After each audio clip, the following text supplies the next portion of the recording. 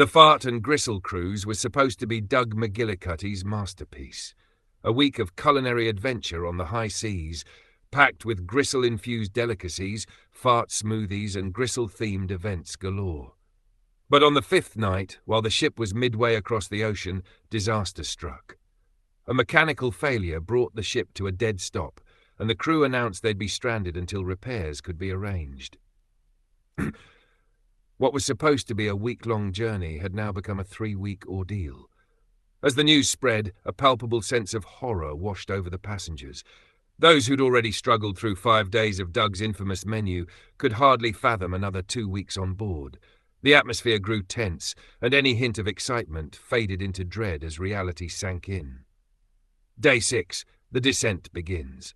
On what was meant to be their final night, the Gristle Buffet was reopened as a complimentary service, and passengers grimly made their way to the dining hall, where trays of cold gristle skewers and congealed gravy bites awaited.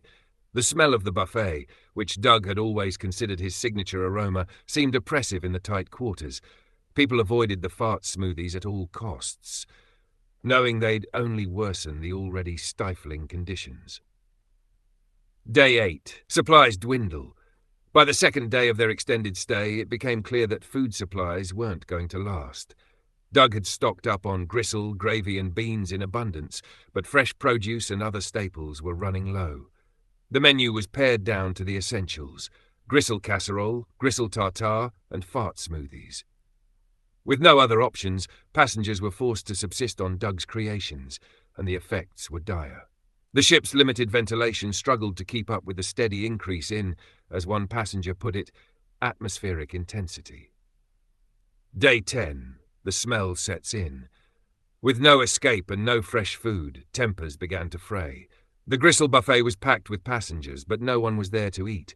They were there to complain. People shared tales of digestive nightmares, trapped with only gristle and smoothies that seemed to amplify their discomfort. Doug, ever the optimist, tried to keep spirits up, offering cooking demos and special flavour twists on the fart smoothies, but he was met with glares and muttered curses. The fart tent, once meant as a place for fun, became an object of dread. The thought of entering it made passengers recoil, and it was eventually boarded up after an unfortunate incident where several people fainted. Day 12. Fights break out after nearly a week of Doug's fine dining. Fights began to break out among passengers desperate for variety.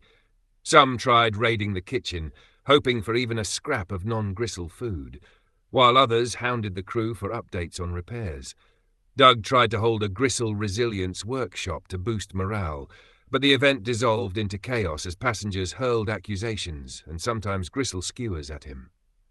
Security had to be posted at the Gristle Buffet after rumours spread that certain passengers were hoarding fart smoothies in a misguided attempt to ration them out. Day 15. The ship descends into horror. As the 2-week mark approached, people had lost all sense of the cruise's original spirit. Passengers huddled in corners, their stomachs in knots, their senses overwhelmed by the constant pervasive scent of gristle and gas. Many stayed locked in their cabins, unwilling to brave the endless supply of fart smoothies or the casserole that had become a nightmarish staple.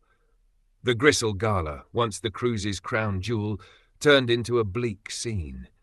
Only a handful of passengers attended, each looking more miserable than the next, poking at plates of gristle tartare with hollow eyes. Doug, still clinging to his dream, made a final speech about the strength of the human spirit, but was met with silence and barely concealed resentment. Day 19. The nightmare ends. Finally, after 2 harrowing weeks, a rescue vessel arrived. Exhausted, pale, and possibly scarred for life, the passengers staggered off the ship, desperate to leave the fart and gristle cruise behind. Doug stood on the deck, waving enthusiastically, convinced that despite the setbacks, he'd given everyone an experience they'd never forget. The passengers, however, had other thoughts. Within hours, social media was flooded with horror stories, tales of digestive disaster, and photos of half-eaten gristle casseroles. One passenger even declared it the cruise of no return, while another swore they'd never look at a bean the same way again. In the end, Doug's fart and gristle cruise went down in history, though not exactly in the way he'd hoped.